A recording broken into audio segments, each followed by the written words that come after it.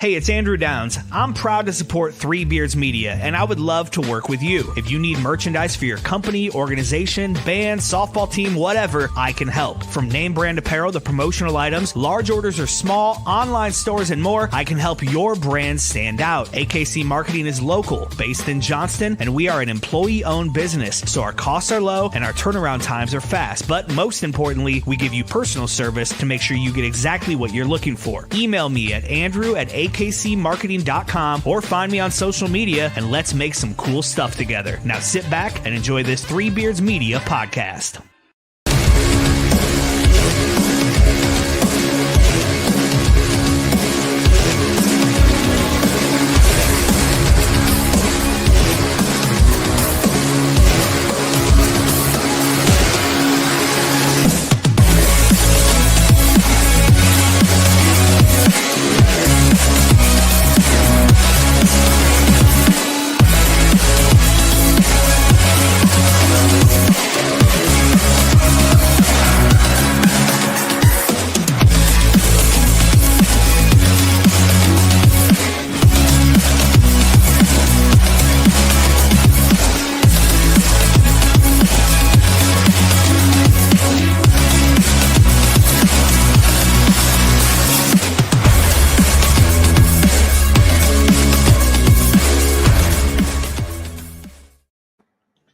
And we're back. I'm Andrew Barber here with Drew Shipley on another lovely edition of the Hawk's Eye View.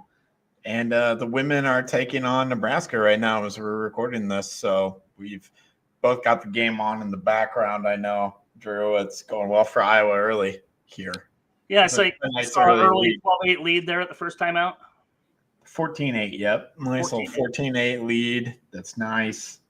Good first 5 minutes for Jan Jensen and the crew. And we kind of talked about it before the show. 3-game losing streak for the first time since, when did you say? I think Caitlin Clark was a sophomore. Yeah, that sounds about right. Yep. We're just not used to this with Iowa women's basketball, so we don't know how to react now. We've been so spoiled. We have no clue how to react to the 3-game losing streak. But it seems like the ladies have gotten it together here for this game against Nebraska, which is good.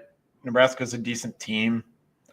I don't know if this is quad one necessarily. I haven't dug too far into the women's net rankings. I would imagine this is probably of the quad two variety. Yeah, I think you have to be in the top 30 for a home game for quad one. Is that right? Yeah, Nebraska's probably right on that edge. It's got to be pretty close because I mean, yeah, they in their own right are what? Are they 13-4, 12-4? Yeah, they have double-digit wins. I know. I can't remember if they're 13-4, 4-2, but unranked. Iowa also 12-5, unranked. But yeah, those last 3 losses, specifically the loss to Indiana, which Indiana's been good, but they're maybe down from where they have been in the past 2. Yeah, I wouldn't be so down on the 3-game losing streak unless if the opponent was like USC. UCLA, Maryland, right? But then you had what, Illinois and Indiana in there?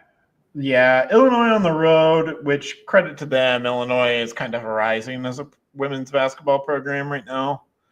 Talked about them before the year. That was a team that I knew Iowa was going to struggle with. They're definitely on the come up there. That doesn't lessen the blow, but that back-to-back losses off of that really started with that Maryland game where Iowa fought back, couldn't get over the hump, and then go on the road against a tough opponent to follow that up, not the easiest, and then it kind of snowballs a little bit. So it's good to see them maybe get back in the right side of the win column if they can hold on to this early lead that they got going on, and they really need that because I believe they're still considered in.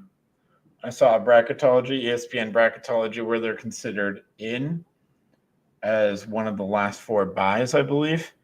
I think that's probably fair analysis, but I mean they still got 10 games left in the Big Ten, right? So I mean there's still a lot to be played. Actually, not more than 10. What they're only at 6 now. They play 20 conference games. Is that right? Yeah, they got 14 games left. So I mean, you're talking about two plus months of games left. So and a lot of I opportunities. mean, it's a pivotal game here to stop that streak for sure. And Carver Hawkeye shooting well right now. Sorry, 11 games left. 3 left after tonight. 11 left after tonight. So tonight is essentially 12. 7. So they play 18 conference games. 18 conference games. Yep. And some opportunities here. Oregon and Washington on the road. That's maybe a little bit of tough stretch there. Oregon has a decent women's program, will kind of always. Maybe not to the same level as when Sabrina Ionescu was there, but they're decent. Washington, 12-6, but then home against Northwestern, home against USC to start off February. That's a huge opportunity there. Plenty of opportunities, plenty of time left to kind of move off of that last 4 bye, get a little bit more solidly in. I love your glass half full perspective, Andrew. You call them opportunities. Yeah, I mean that's really how you have to look at it, though, because it's all opportunities. I feel the same way about the men's team, and we can kind of talk about that a little bit. I don't expect them to beat USC. I don't expect them to beat UCLA. I am glad that those are home games. So if we were to have a chance, it's probably at home. For sure. A tough game against Ohio State on the road, but it feels like you got to kind of sneak in a win against one of those 3 somehow. Oh, yeah, absolutely. And doing that would put you solidly in if you're able to beat one of those 3. I think that kind of puts you on the right side of the bubble, which I didn't think we were going to have a bubble conversation about the women's team this year. But we found ourselves here because of the 3-game losing streak and mostly the turnover problem against a team like Tennessee, turnover problem against who else did we lose to earlier? How about the current turnover problem against Nebraska right now? What? I looked down for 1 minute and we are down 5 after being in control. What's going on? What's going on is Nebraska is 6 of 9 from 3 in the first quarter. That's what's happening. Turnovers and 3-point defense are really bad for the Iowa women. That's not a good sign because that's kind of one thing that you thought maybe this team would be better at than the previous year's team. Not turnovers necessarily, but defense. The defense I thought would be much better, actually. That has not materialized, so they're going to have to figure that out in game and avoid a 4th straight loss here. That's got me really concerned. So, yep. I don't know what you can do because it's just a matter of certain players having to step up. And it's the interesting thing about it is I feel like it's more of the upperclassmen that they need to really step up. I feel like the freshmen have done more than enough for this team. The younger players have done more than enough. I mean, how do you feel? The same sentiment. Yeah. I mean, they finally put Addie O'Grady on the bench at the start of this game, I believe, and had Hannah Stolke in at the 5. So I think that's an improvement automatically. Yeah. Taylor McCabe starting tonight too. Interesting. You know my love for her, so I still think she's the best shooter on the team. Yeah. She did have a good night against Indiana, I believe. 4 of 6, something like that. 4 of 7, maybe. Yeah, I mean, yeah, that's good. It's, I don't know, the continuation of trying to replace Caitlin Clark in that era of basketball. I mean, that we just got to put that to bed. That we're back to kind of, what era would you compare this to? Allie Disterhoff? Yeah, it's kind of that Allie Disterhoff, young Gustafson. Yeah. That kind of a thing. But I implore fans to think that this is kind of a temporary deal because we've talked about it on this show. Temporary deal. Wow, I did not plan that because Addison Deal is coming in next season, and that's going to help our fortunes. Think so. And there's going to be more with her that's going to help our fortunes as well. In 2025 and 2026, Jan is absolutely killing it on the recruiting trail and is still going after the big fish in the big pond. And I think this is maybe a little bit of a 1 year kind of dip where we'll kind of start to ascend. I'm not going to say that we're going to go to national championship contender next year or anything like that, but it's kind of a 1 year kind of hard crash for us as Iowa fans, possibly. And then, a slow, or maybe not so slow, we'll see, ascension to next year. You can turn it around quick in basketball, though. That's one of the things about basketball is you get 2 or 3 really talented people who are just ready to go. You can turn that around real quick. For sure. I think Jan's more than capable of getting that via freshman, transfer portal, internal development, whatever you want to say. I think next year's team is set up for a little bit more success than this year's squad. Let me ask you this, Andrew, now that we have 18 conference teams now in the Big Ten, right? So what does success look like in a super conference then? How would you measure that? Like to me, I'm thinking like measurement of success is like top 5, 6 in the Big Ten. Considering the programs and prestige that we've inherited over from the Pac-12, what we already had in Indiana, Ohio State, Michigan, Maryland, Michigan State up on the come up too. What is success defined in this new era of Big Ten? Like there's so many factors into it, not just the Caitlin Clark thing, but like now there's 18 teams. So like to me, if you're a top 5, top 6 team in an 18 team conference, I mean, I think you're still battling for like 4 or 5 national seeds. You know what I mean? Like 4 seed, 5 seed in the big dance type seasons. Just based off of where the recruiting is, man, so much of it depends upon that. If you can capitalize on the Caitlin Clark momentum. But I think just to define it, to answer your question, consistently being in that top 4 conversation. Because usually if you're in the top 4, that means you have a chance to win the regular season title.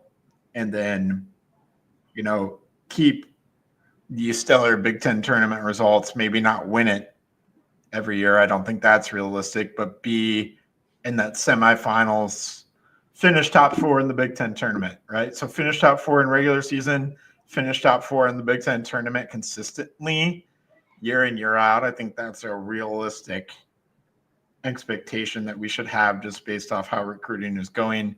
Anything more than that is kind of gravy, and I think we will have those kind of peaks where it is more where we win the Big Ten regular season, where we win the Big Ten tournament, where we're in the conversation for a national championship. I think that's going to happen again. It'll just look different because I don't think it'll be based around one singular star like it was with Caitlin Clark. I think it'll be just more of the effect of having more overall talent on the roster. Sure. Having 2 or 3, 4, 5, maybe even 5-star players at one time on the roster that are either the starting lineup or a part of the rotation.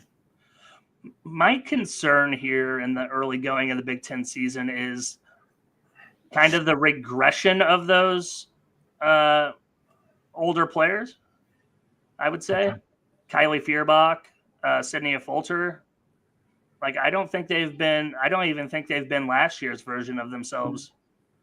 I would argue that Kylie's been very similar to where she was last year, but definitely in a Fulter's case, that kind of pullback, but it's also like a different role too. And so you're having people like specifically with Feuerbach and a Fulter, they have to step up into different roles that maybe aren't in their wheelhouse. Sure. So it's a little rough in that regard, and I'm not sure that you kind of are what you are at that point, and they're being asked to do a little bit more than what I think they're actually capable of. But some of that's because of the youth. At a certain point, though, here, I think it's just going to become a full-on youth movement where you're going to have to just say, I don't know if we're playing for this year anymore. I hope we don't get to that point, but Right. it's kind of, you kind of got to just roll Stremolo and Guyton and all the others out there and just roll with that. Let them get their experience and see what comes. Yep. So, I mean, I guess the word I was looking for was development, I guess, from Yeah. those older players, or maybe the lack thereof, maybe. I don't know. Maybe they're not, and maybe there is a combination of you're asking him to perform different roles, like having Stolke in the 4 and putting the ball on the floor, like Yeah, I didn't like that. And then not, I think not a successful experiment whatsoever. I mean, she, 8 foot out maybe is probably her range of shooting. If we're being honest, we don't want her chucking up threes. I don't even necessarily want her in the mid range game. I want her on the fast breaks. I want her, making those cuts and using her elite speed to get down the floor. And I don't know, just not seeing it this year, and that's disappointing because Stolke's my girl too. So right. I mean, thankfully we have her for another year, and we can get a little bit of an infusion of talent from the freshman class and perhaps the transfer portal yet again. I don't think Jan will hesitate to use the transfer portal to her advantage where it makes sense. And it's just, again, maybe some of the adjustments for a first-time head coach too.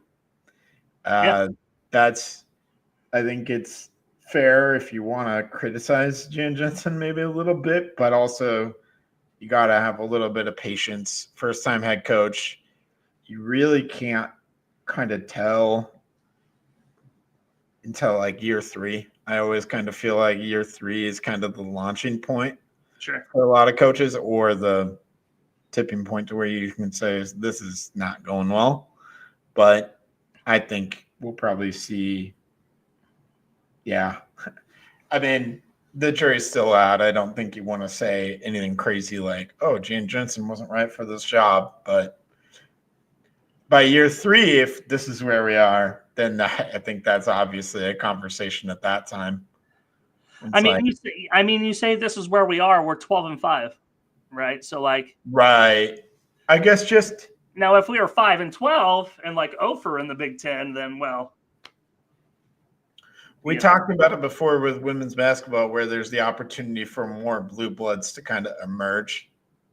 To not have Iowa become one of those off the heels of the Caitlin Clark era would be kind of devastating, honestly. Oh, it would be really bad, actually.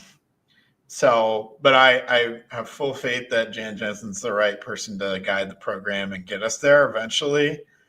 I just don't think it's happening in year 1. I think that's going to be more of a year 2, possibly a year 3 type of development. I mean, and hindsight 2020, who would you even have hired otherwise? Yeah, right. That's what I don't know. I mean, you could say open it up to a national search. And they could have done that. They chose not to. But I don't know. I don't know who you would get. I know I called for Jenny Baranchuk to come home, but that's it. That's maybe the name. Perhaps Drake's head coach would consider it. But I don't know if I would take that over Jan Jensen. So, yeah, that's a fair question. I don't know who I would hire instead. Right. And again, it's silly to even talk about 17 games into her first season, her freshman season, if you will. Right. But so, I mean, the jury's out. I think year 3, I think I agree with you is the benchmark season of what are we doing here? What's their identity? Yes. What do they play for? Because it's not Lisa Bluder anymore. So it's weird. And we don't like change because we've had so much success in recent years. Right. Yeah.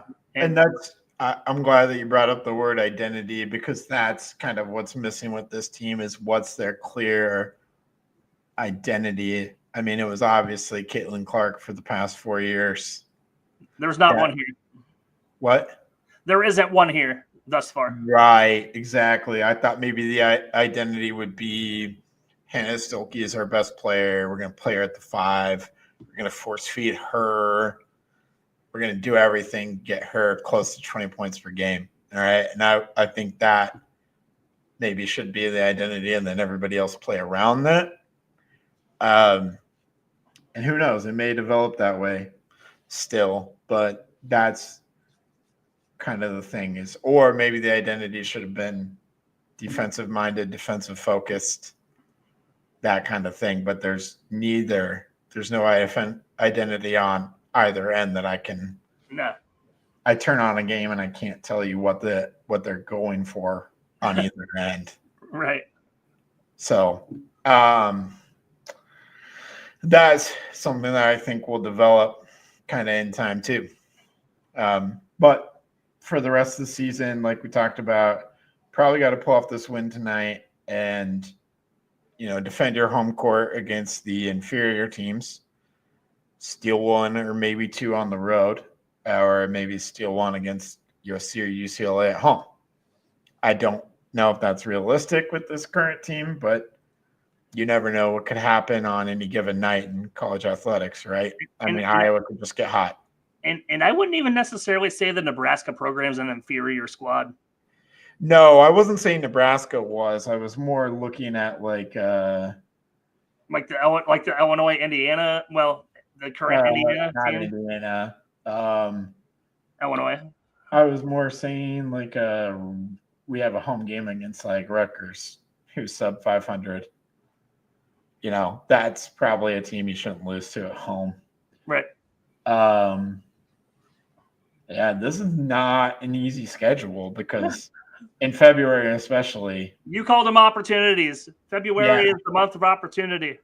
February is a month of opportunity because it's USC at home, at Minnesota, who's ranked 16-2, at Nebraska, who we see how that's going. Rutgers at home, I feel like you can pencil that in. At Ohio State, number 9 team in the country. UCLA, host UCLA. Go to Michigan, who's 12-5, decent team. Finish the year against Wisconsin. You should probably hold serve in that one. So there's really only 2 games in February and March that you can feel confident about and say those are wins. The rest are either toss-ups at best or significant underdogs. Wow. So, and then the rest of January, right, it's on the road, the next 2 games after this one. So this is where losing to both Maryland and Indiana at home is kind of devastating. You needed one of those 2, probably the Indiana game. You needed one. Maryland didn't shock me by any means. Indiana for sure. Right, and I wouldn't consider the Maryland home loss to be a bad loss, quad 1 loss, right? Yeah. And by 8 points after you were getting blown out. But at Oregon, at Washington is not easy. Northwestern. So there it is. Northwestern, Rutgers, and Wisconsin are 3 teams at home. You got to win all of those. No margin for error in those games. Yep. And then you got to find a way to scratch out, I don't know, and maybe 2 or 3, probably 3 wins from the rest that I mentioned. Yeah. That's a tall task. Yep. I think for this squad. So, yeah, it's kind of what we talked about with the men's team, and I think we can transition to them if you, unless you wanted to slide anything else real quick about the women's team before we just took a little break and transition to men's basketball. Let's go ahead and hit halftime, man. All right, let's hit it. We'll be back. Making great tasting bourbon requires the perfect combination of ingredients, conditions, and time. The longer it rests, the better it tastes. Revelton Distillery's new single barrel bourbon is made from 80% corn, sourced 100% from Iowa farmers. And unlike mass-produced bourbons, each barrel of Revelton's single barrel bourbon is unique, proofed on when it tastes best. As they like to say, it'll be ready when it's ready. And to ensure the highest standards of quality and flavor, owners Rob and Christy Taylor oversee the production and bottling. Every single barrel. Iowa born, Iowa aged, Iowa bottled. Try the new single barrel bourbon from Iowa's own Revelton Distillery. ReveltonDistillery.com.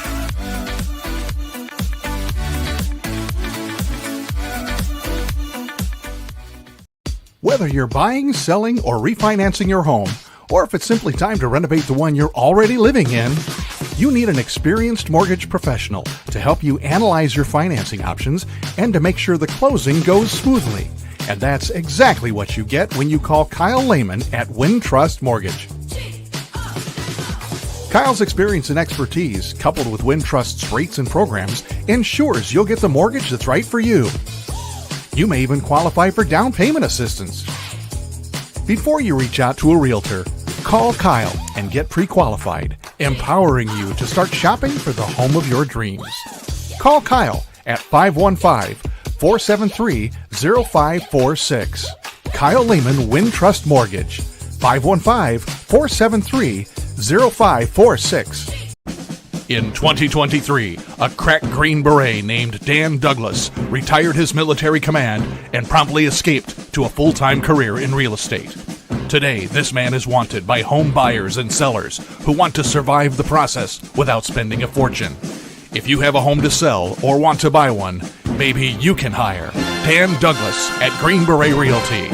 You can find him at greenberetrealty.com. greenberetrealty.com. All right, we are back. Thank you to our sponsors as always. And college basketball just kind of flies at us fast and furious during the season. 2 games have happened since the last time that we were on last Thursday.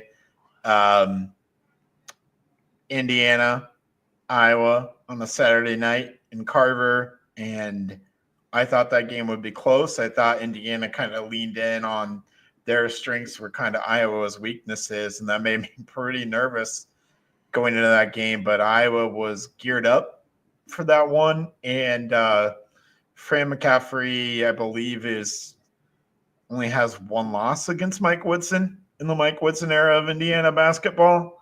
So every time the beginning of the end of Mike Woodson. Yeah, getting blown out by Iowa and then getting blown out by almost 30 to Illinois at home in Assembly Hall. I think that's gonna do it for the Mike Woodson era at Indiana basketball. And I'm glad that Fran McCaffrey could absolutely own Mike Woodson in virtually every matchup that they had with one another. So that was one that Iowa couldn't afford to lose. We kind of talked about it with the women. That was where Iowa needed to stack that win here in January because it's similar to the women. The schedule really gets tough in February, March for the Iowa men.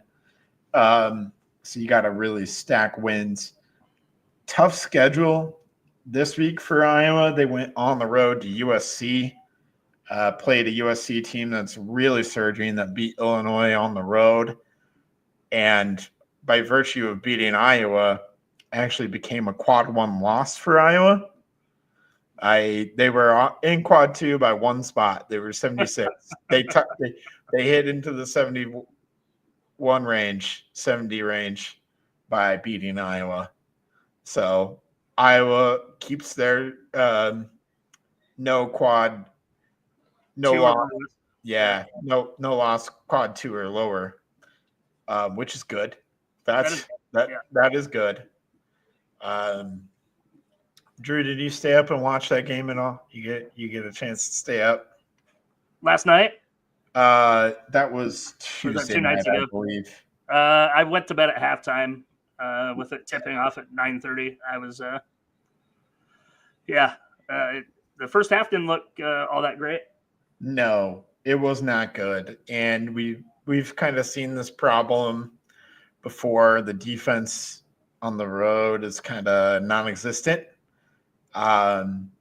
Defense at home seems to be a lot better. I don't know what it is, but I was gonna ask you that, like, what makes it defense travels just like in football. it should. You really think it should, but it's like we get more pumped up at home in front of the home crowd and put in more effort on defense in front of the home crowd. It's really strange. Yeah, we only give up 85 instead of 115, you know? Yeah, that's true. Well, I mean, against like Indiana, we gave up 60, but I mean, Indiana's a disaster. Oh, yeah. Yeah. So I don't know. It's an interesting phenomenon. Yeah, USC's hot right now. Definitely playing their way into the tournament. Have a bunch of transfers, but just a lot of concerning things. I mean, getting out rebounded again. Getting out physical. Iowa just kind of. They did make a late charge, but you never felt like it was really going to come through. Yeah. Necessarily. There were guys who played well. Owen Freeman had a career high in points and finished with 23 and 6 and a couple blocks.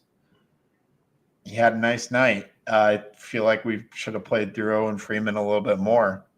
Tried to slow the game down a little bit, but we were content to just go up and down, play a fast-paced game with USC. USC loved that because they have plenty of athletes. Yeah, that's what they love going up and down too. So I feel like if the defense isn't there, which it's kind of not, Iowa needs to be more content with slowing the game down a little bit. Yeah, because that's how Eric Musselman's teams like to play too. Is that fast break? Like, I think he can out Fran when it comes to that type of basketball.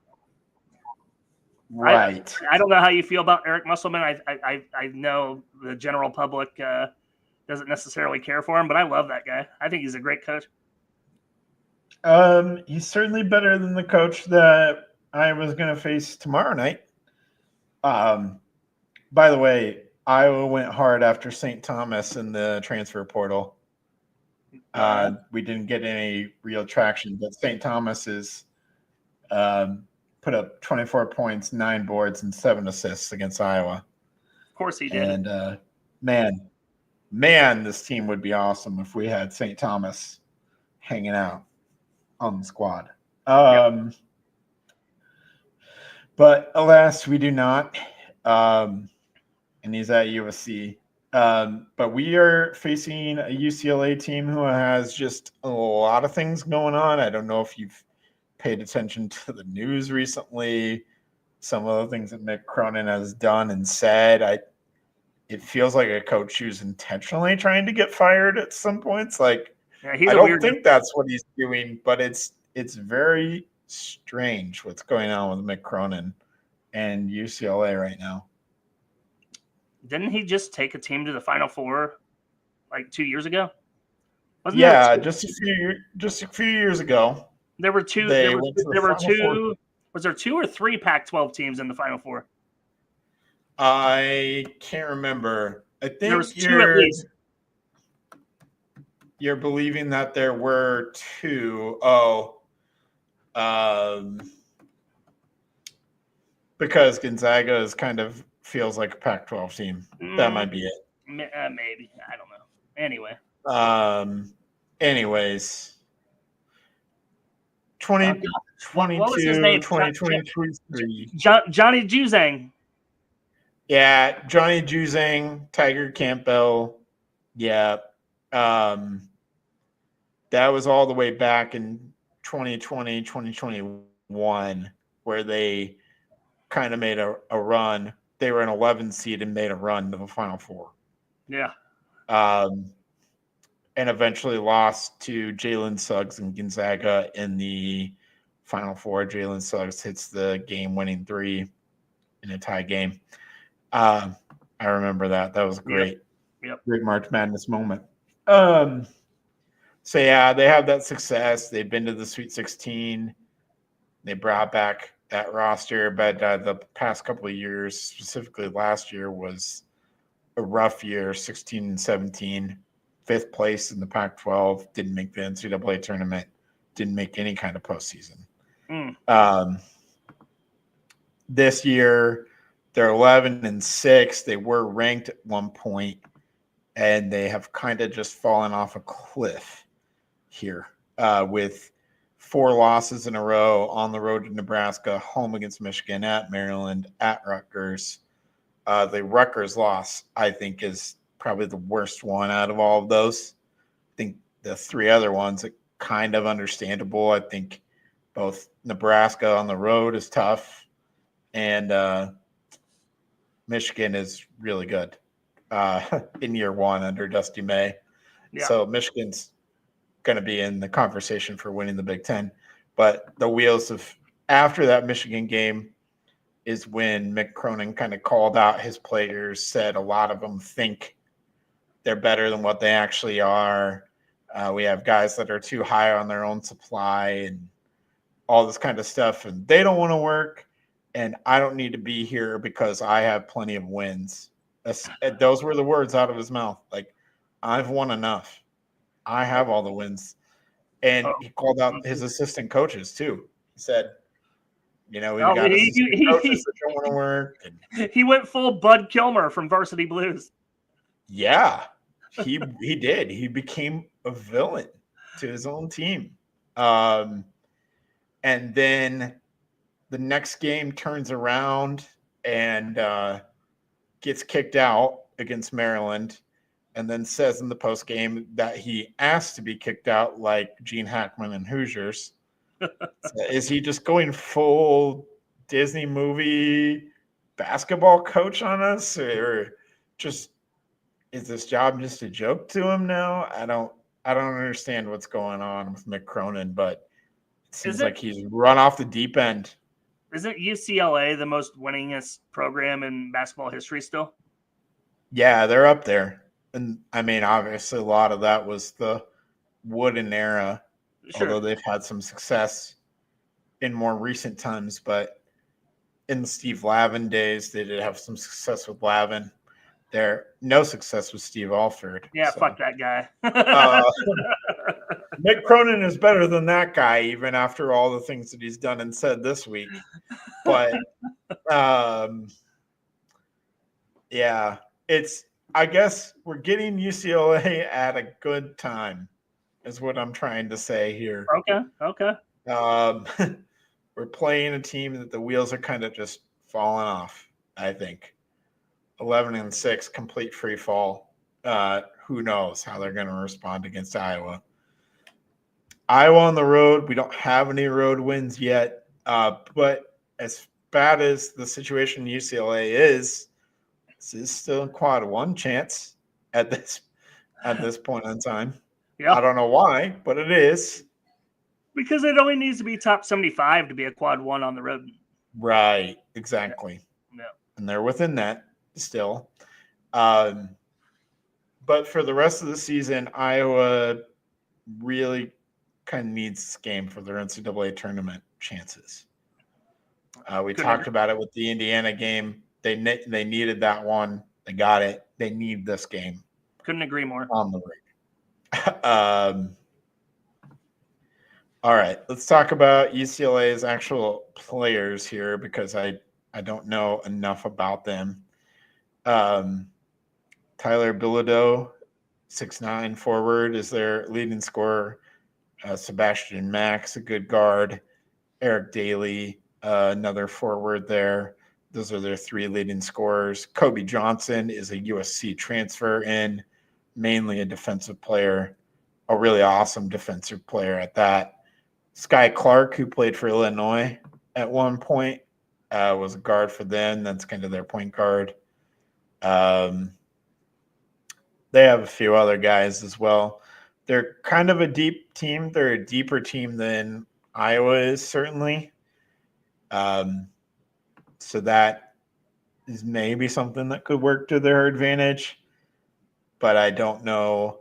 it's not like they have a ton of big guys, so they're not going to necessarily hit us in our weak points by throwing a lot of big guys at us, or being as physical as USC was with us. Felt like USC was physical. I feel like USC is a way more physical team than UCLA, although they do have Sebastian Mack, who I mentioned, plays a lot like Desmond Claude, who just went through the lane at kind of seemingly at will against Iowa. Yeah. So there is that concern, but I like this matchup for Iowa. Just the guys on the floor, everything going on around the UCLA program. I kind of like this matchup for Iowa. Offensively, I think if they put out the same effort they did at USC, I think they win. Right. I agree with you that it's just it's a hot mess in LA, literally, unfortunately. Right. Yeah. So thoughts out to those guys. Hopefully, everything's getting, everything's calming down out there. By all means, it looks like that they're starting to make some headway on the fires out there. So thoughts are with those folks out there. But right. Maybe just too many distractions for this UCLA team, and Iowa has enough talent to beat them. Player for player, I think, at least in the starting lineup. So, I mean, you get Peyton Sanford out there with let's call it 4.5 3-pointers mid. You hit the over. You hit the over, they win. Under, they lose. Yeah, I think that's probably a good indicator. Now, granted, we scored 90 points against Wisconsin and still lost by 30, but whatever. But right, 26. But yeah. I gave too much credit. Yeah, sorry. I'm very exact with all that. I don't know why. Don't short us our points. Yeah, don't short us. Don't short us at all. No,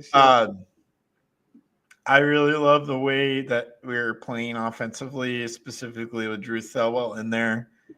I like what Brock Harding's done. I love him. Freeman, Josh Dix, goes without saying. You love Dix. I do. I do love Dix. I think we're just kind of short on the rotation. This team just kind of needed some reliable guys off the bench, and we had that when Thelwell was coming off the bench, but I don't question the move to put him in the starting lineup. I think that's worked out for the better.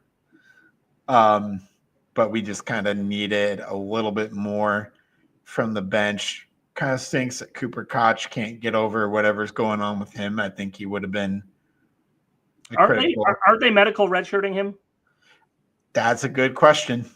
I don't know if that's going to happen. He's currently under the amount of games where he needs to be to medical redshirt, so they have to make a decision about whether they're going to medical redshirt him or not. I would probably be in favor of doing it because I do think he could contribute something to this year's team, but I don't think it's enough to where you need to burn through that medical redshirt. Yeah. There. Let him have 4, hopefully, full years at Iowa after this year and do his thing in 4 full years at Iowa or less. Depends on how he develops.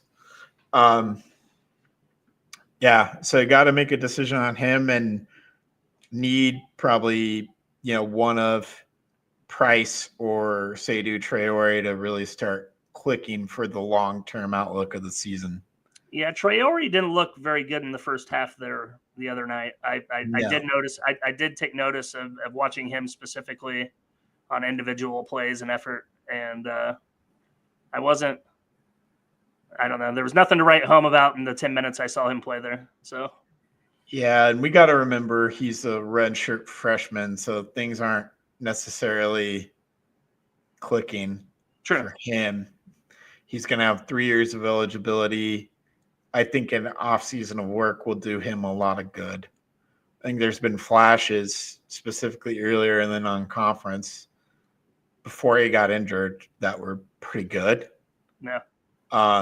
But yeah, recently it's been rough out there. I think Price has had good moments too, but just not consistent. And that's something that's going to have to build. Big news for on the recruiting front, potentially. Again, Okay. we talked about the transfer last week from Miami, I think. Yep. Yeah, that was a good recruiting win, and it hasn't been announced yet formally, but I know that Iowa was in on Joshua Lewis, a incoming freshman next year who would be, by the 247 Sports composite rankings, the fourth highest recruit in Iowa basketball history, below Tyler Smith, Joe Wieskamp, and Adam Woodbury. So this kid would be the fourth highest. He's a 6'6" small forward who has shooting guard, ball handling skills, so he could play as sort of a bigger shooting guard. I would like that. Yeah, and his thing is above average rebounder, above average defender, needs work on his 3-point shot, but can drive. Definitely has a lot of game as a driver, getting to the rim and finishing, but definitely needs work on that outside jumper. Kind of like what we talked about with IJA, Isaiah Johnson or Aragu coming in, can get to the rim, can rebound really well, can defend really well, but outside shot needs work. Similar thing with Traore that we've seen. So all this kind of, if we do end up landing Josh Lewis, which it seems like we will, because he's ready to make a commitment. Iowa was his only visit after decommitting from South Florida. So I think you can kind of read the tea leaves there. Okay. All right. Yeah, he didn't visit anywhere else, and now he's ready to lock in a commitment. We just need to see these highly rated players come to fruition, especially like the ones that are not necessarily legacy players, like Wieskamp, right. the Murray twins, stuff like that. Something outside of local, outside the borders coming in, I think would help the recruiting trail a lot. The last one was Tyler Cook. The last one that was highly regarded, that was non-legacy, it was Tyler Cook, and I would say he did fairly well. He was pretty good. Yeah. Yeah. I wish he shouldn't have left early. I'll tell you that. Yeah, if he would have been on that next year's team with the sophomore Garza, that would have been kind of ferocious. That would have been crazy. Anyways, and a Wieskamp. Anyways, I digress. But I think and a Bohannon. Right. Yeah. we would have kind of been loaded for bear. Yeah, I remember that. I felt like Iowa could have really turned a corner if we had gotten Cook back, but That's all right. I think what I'm seeing from the past two, and we haven't mentioned any of the other incoming freshmen, maybe a little bit, but Fran is just kind of recruiting different types of guys than what I've seen him recruit in the past and landing those, and specifically focused on guys whose strong suits are on the defensive end and on the rebounding end. Yeah. And the offensive game was maybe a little bit raw. I'm kind of okay with that because I feel like Fran and his staff they can develop guys on offense. I feel confident in their ability to develop guys on offense. So you can take a guy that maybe doesn't have the most offensive skill and develop him. I mean, that was Tyler Cook. Right. But that kind of excites me. And I think next year could be a really, really good year. It just depends upon the decisions of guys like Owen Freeman and Josh Dix. You bring Owen Freeman and Josh Dix back to next year's team with some of this incoming talent and, Chris Taggio and Seydou Traore probably playing a bigger role next year. and then you've got incoming freshmen, and then I know that they're going to try to do things in the transfer portal again.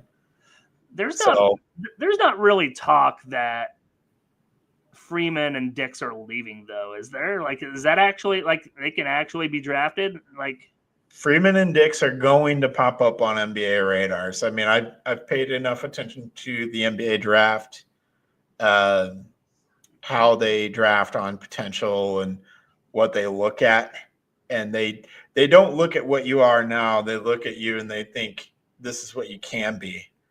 And Owen Freeman, they see a solid two-way big player that's shown flashes of an outside shot. Luka Garza can't even stick on a roster, Andrew. Like, what are we talking about here? Well, Owen Freeman's more athletic than Luka Garza, so they see the little bit more. Is he? Yes. Yeah, and they see the shot blocking capability. They see a potential rim protector, a two-way big with the rim protecting capabilities, the abilities to switch out. He's shown that, and the ability to let the three fly and develop that as part of his offensive game, along with the moves he has around the basket. Okay, all right. I'm not sitting here saying, "Oh no, they're absolutely first round picks." I was gonna say they're.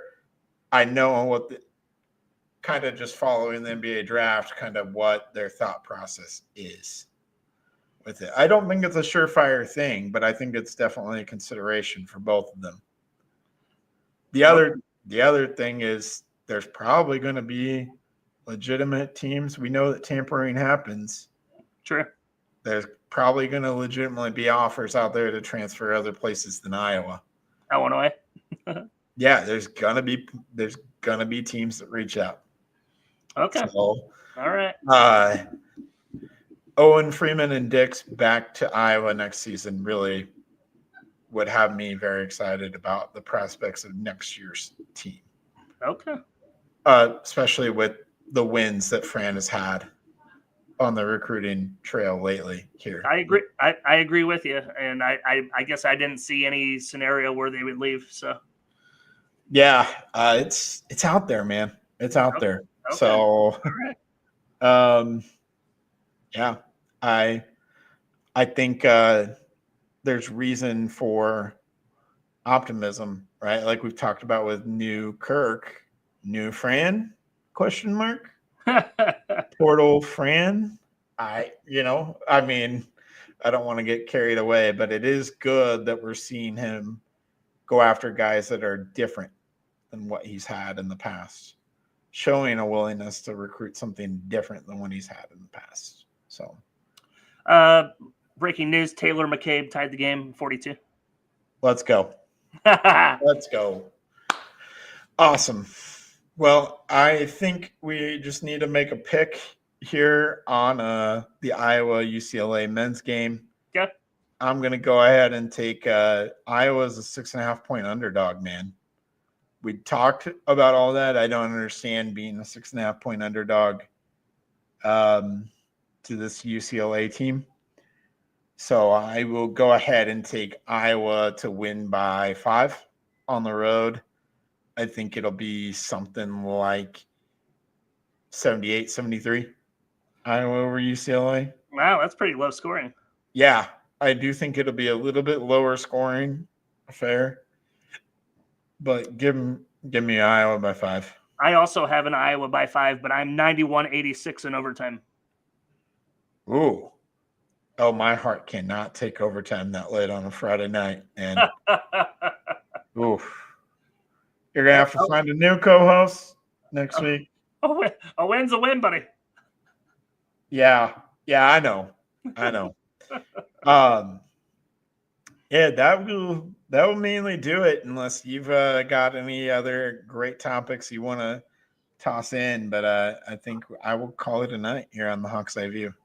Iowa wrestling 7-0 duels, undefeated in the duel front. They beat Wisconsin 45-0 in their last outing last Sunday. Let's go. And they host the Fighting Illini tomorrow night in Carver Hawkeye Arena, 6 p.m. Should be another ass whooping. Yeah, I saw some talk that Illinois is like ranked. I don't see that on the screen here. They might be. Okay. I don't know. It doesn't matter. It doesn't matter. We're gonna whoop them. We're gonna whoop Penn State. It's gonna be awesome. Okay, National championship. Now you went too far. Oh, sorry. I do that. Anyways, that'll do it for us for tonight. Thank you as always for listening to the show. Have a great night and go Hawks. Go Hawks.